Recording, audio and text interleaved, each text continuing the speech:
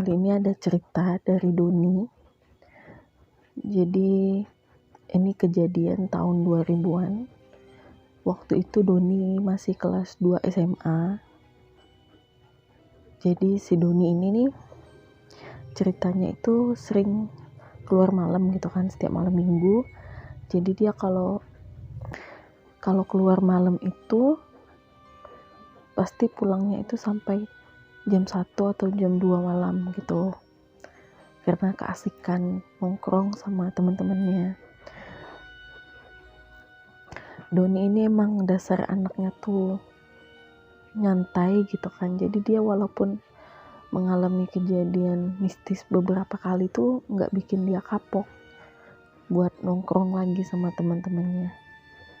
Berikut kisah dari Doni. Kisah yang pertama ini dialami Doni di dekat rumahnya.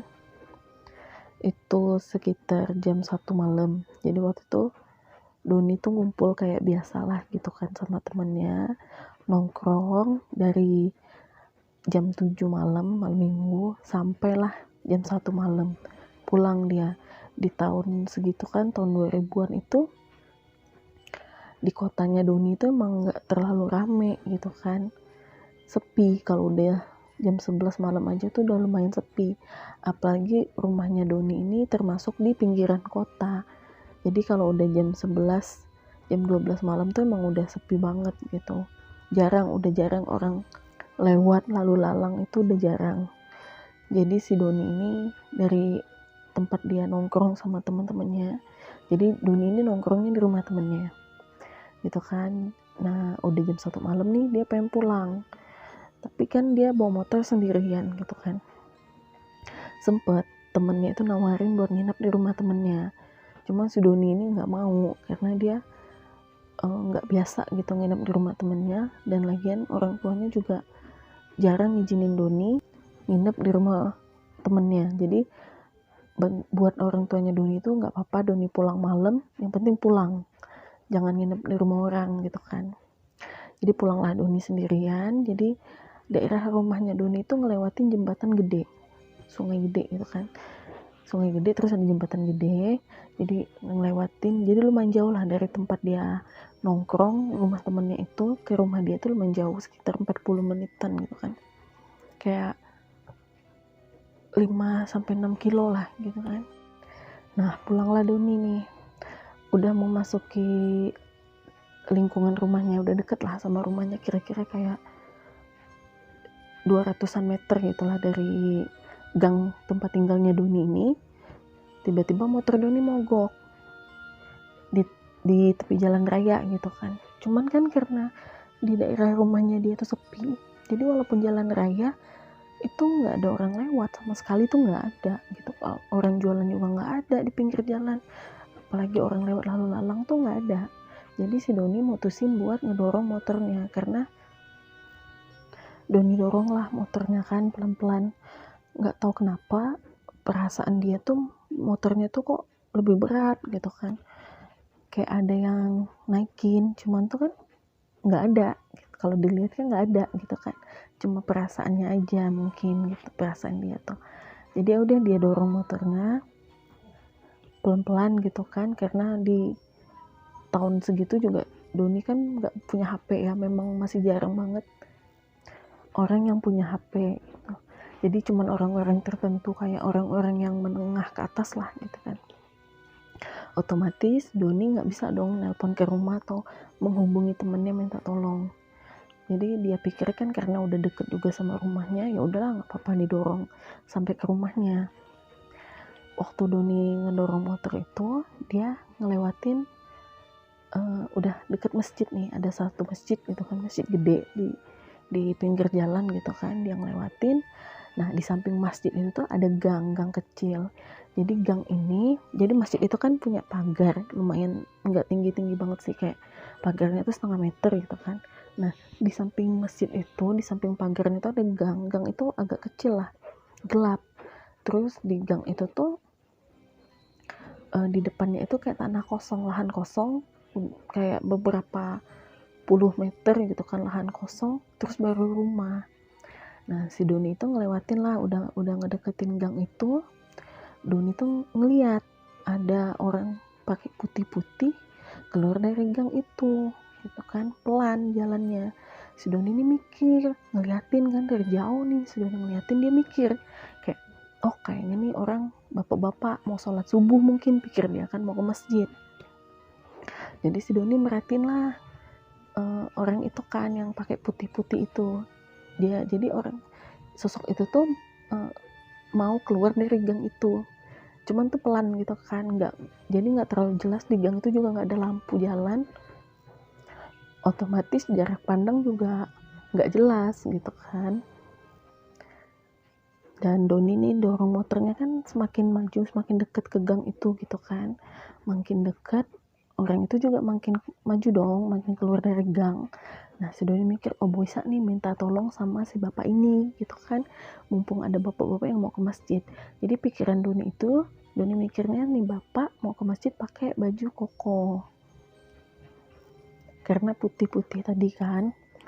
Semakin Doni ngedeketin gang itu, dan sosok itu juga semakin dekat ke Doni, keluar dari gang itu, jelaslah Doni ngelihat ternyata itu bukan bapak-bapak pakai baju koko, tapi penampakan hantu permen alias poci alias pocong.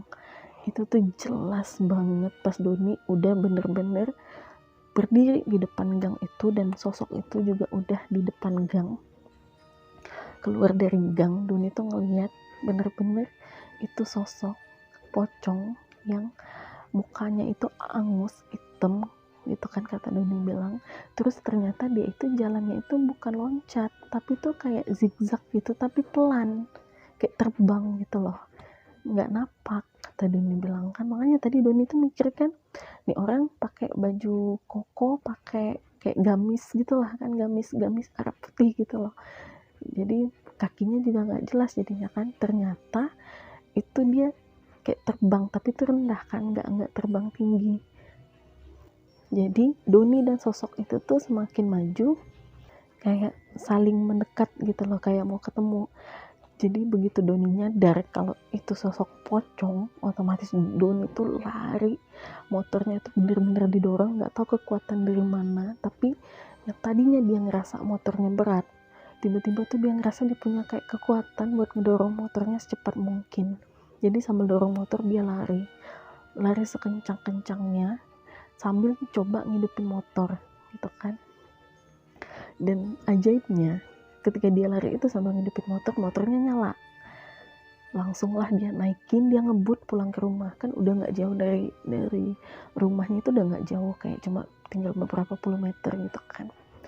Begitu sampai di rumah, si Doni ini langsung ngegedor pintu rumahnya. Jadi rumahnya Doni itu bentuknya kayak L gitu, dapurnya itu bagian yang L-nya. Jadi Doni tuh dia masukin motornya lewat samping, terus dia gedor pintu rumahnya bagian dapur, gedor sekuat tenaganya dia.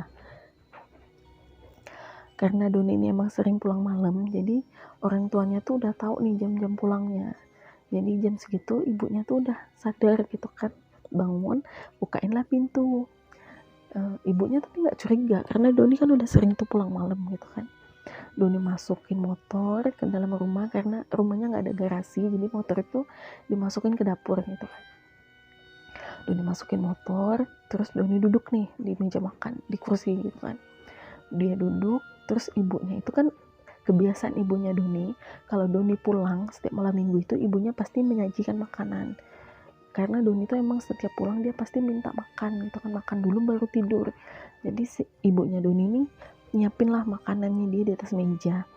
Biasanya ibunya itu kalau udah nyajiin makanan buat Doni, ibunya langsung tidur lagi. Jadi dibiarin Doni makan sendirian. Ini malam itu nggak tahu kenapa ibunya tuh duduk di depan Doni ngeliatin Doni makan. Si Doni ini kan ya udah akhirnya makan. Dia makan tuh lahap karena capek juga kan, habis ngedorong motor kayak puluhan meter gitu kan, lumayan ya. Jadi dia makan lahap. Ibunya tuh perhatiin dia, nggak ada ngomong apa-apa gitu loh. Pas Doni lagi makan, tiba-tiba tuh rumahnya itu kayak ada yang ngedor, suara suara di ruang tamu itu jendela kacanya itu kayak digedor orang gitu kan. Gedorannya itu lumayan keras. Jadi Doni itu sempat mikir siapa jam segini datang gitu kan. Nah ibunya ini nggak ada prasangka juga karena Doni kan nggak ada cerita. Nah si ibunya ini akhirnya cobalah keluar ngintip kan nggak mungkin ada tamu jam segitu, jam 1 jam 2 nggak mungkin ya gitu kan. Keluarlah ibunya coba ngintip di jendela ruang tamu. Begitu ibunya ngintip, ternyata tuh yang ngegedor itu adalah sosok pocong yang tadi ditemuin Doni. Jadi dia ngegedor jendela rumahnya Doni itu pakai kepalanya, karena kan tangannya diikat dalam kain gitu kan. Jadi kepalanya tuh dihantam-hantamin ke kaca jendela rumahnya Doni gitu kan. Panik ibunya kan, teriak langsung kan, lari ke kamar ngebangunin bapaknya Doni yang lagi tidur gitu kan. Nah biasanya bapaknya Doni itu lumayan lama ngebanguninnya, tapi malam itu tuh bapaknya tuh langsung bangun. Cerita lah ibunya kan kalau ngelihat pocong nih lagi ngedor jendela gitu kan. Bapaknya masuk ke dapur, langsung keluar dari kamar masuk ke dapur. Bapaknya itu ngambil parang gitu kan. Sebenarnya kalau dipikir kan ngapain juga hantu, nggak mempan kan dibacok juga, tapi udahlah gitu. Doni ini berhenti makan lah. Doni itu benar-benar Doni sama ibunya berdiri di belakang bapaknya ngikutin bapaknya. Mereka juga takut kan. Bapaknya ngintip dari jendela ruang tamu terus sambil ngacungin parang. Terus bapaknya ngomong, ngapain lu kesini, enggak lihat gue bawa apa gitu ya. Mana ngerti lah si pocong itu gitu kan, namanya makhluk halus mah nggak peduli dengan parang gitu kan. Jadi pas bapaknya ngacungin parang, si pocong itu hilang. Nah itu ajaibnya, hilang. Ya udah gitu kan.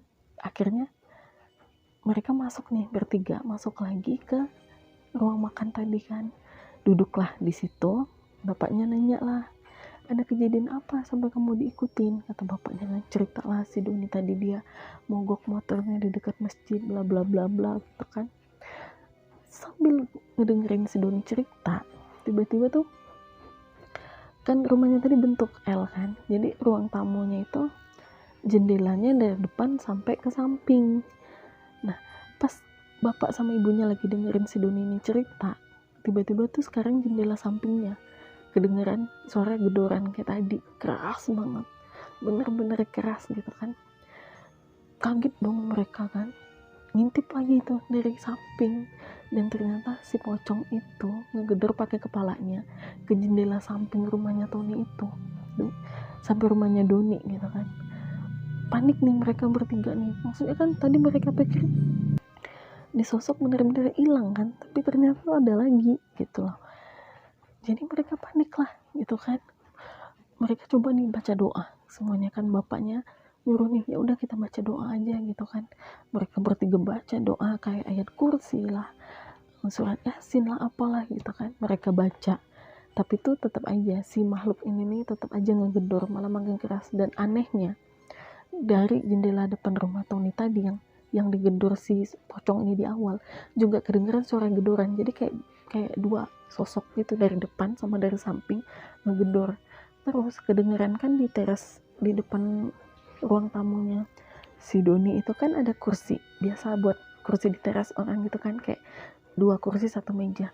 Nah kursi sama mejanya Doni yang di teras itu kayak digeser, suara orang ngegeser kursinya itu kayak dimainin gitu loh, tapi itu diseret. Jadi kan kedengeran, lantainya kan keramik gitu kan, jadi kalau ngegeser kursinya itu dari kayu, jadi itu kayak kedengeran aja suara geserannya tuh ribut gitu kan. Jadi mereka tuh udah bingung kan, kayak ngegedor bagian depan samping, belum suara kursi ngegeser gitu kan. Ini bingung nih, padahal mereka udah coba baca-baca ayat-ayat apa gitu kan, tapi kayak nggak mempan aja gitu kan. Akhirnya si bapaknya Doni ini dia ambil inisiatif. Dia kan zaman dulu kan ada namanya tape gitu kan, yang buat nyetel lagu atau apa. Nah si bapaknya Doni ini dia suka kayak ngedenger, jadi punya kaset itu rekaman kayak murotal gitu. Jadi bapaknya Doni tuh nyetel itu kaset rekaman murotal itu sekenceng-kencengnya, bener-bener kenceng gitu loh. Jadi udah kayak malam tahun baru orang pesta gitu kan, sekenceng-kencengnya disetel. Dan untungnya itu karena murotal itu suara gendoran dan suara geseran kursi itu lama-lama tuh makin pelan dan akhirnya hilang gitu kan. Setelah gedoran dan suara geseran kursi itu hilang, nah bapaknya Doni itu coba nih ngintip dari tirai di jendela luar itu, dia ngintip udah nggak ada lagi sosoknya, nggak ada sosok si pocong itu. Ngintip ke samping juga nggak ada, suaranya juga nggak ada gitu kan. Ya udah akhirnya mereka tidur satu kamar karena ketakutan. Walaupun nggak bisa tidur tuh mereka paksain aja tidur satu kamar nih. Nah besok paginya pas bangun, ibunya Doni itu kan bangun setiap azan subuh ya. Jadi mereka tuh tidur nggak lama, paling cuma 2 jam 3 jam gitu kan. Ibunya bangun, rutinitas biasa lah masak, cuman ibunya nggak berani bangun sendiri, ngebangunin bapaknya juga, cuma Doni yang nggak dibangunin gitu kan. Nah mereka berdua tuh ya udah, bapaknya nemenin ibunya beres-beres di dapur gitu kan. Nah setelah pagi udah agak terang gitu kan, sekitar jam 6, nah bapaknya Doni ini coba nih ngintip keluar lagi ke teras nih, mastiin gitu kan suara gedoran kiri kanan sama suara geseran kursi itu keras gitu kan. Jadi bapaknya kan mikir ini kayaknya nih ada sesuatu gitu kan, mungkin kayak kursinya entah kegeser atau apa gitu kan. Jadi bapaknya buka pintu ke ruang tamu. Pas buka pintu ruang tamu itu ngelihat kursi dan mejanya Doni itu udah pindah dong. Jadi pindahnya itu bener-bener ke halaman rumahnya, dari teras ke halaman rumah, tiga-tiganya. Jadi 2 kursi 1 meja itu pindah udah ke terasnya. Jadi ternyata yang suara geseran kursi tadi malam itu emang bener makhluk itu mindahin si kursi sama meja di terasnya si Doni itu gitu loh. Jadi karena kejadian itu bapaknya mutusin buat masukin kursi sama meja yang ada di teras untuk di dalam rumah aja. Jadi terasnya dibiarin kosong, jadi biar nggak ada suara-suara lagi yang ganggu gitu kan, karena takut juga.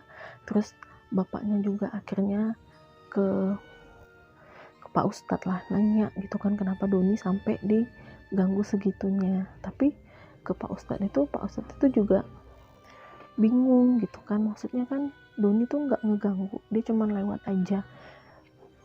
Mungkin kayaknya Doni tuh cuma apes aja, kata Pak Ustadz bilang kan. Mungkin karena Doni sering pulang malam, apes jam-jam gentayangannya makhluk-makhluk itu gitu kan. Jadi dia ngelihat nih di jalan cuma Doni sendiri nih gitu kan. Jadi ya udah. Dan waktu kendaraannya Doni itu mogok pertama dan berat, katanya itu karena ada makhluk itu di atas motornya Doni gitu. Nah cuma nggak tahu juga kenapa dia ada di motornya Doni, tapi dia juga jalan yang di gang itu. Yang namanya makhluk itu kan kayak pindahnya cepet gitu ya. Jadi kemungkinan itu dia cuman makhluk-makhluk yang kayak di pinggir jalan atau di tanah kosong yang di depan gang itu ngelihat Doni lewat, ya udah digangguin gitu kan. Tapi itu karena apesnya aja, bukan karena Doni kayak ngelanggar apa atau gangguin apa, enggak sih, cuman memang apesnya si Doni aja gitu ya. Itu untuk cerita pertamanya. Untuk cerita keduanya nanti ada part 2 nya. Terima kasih.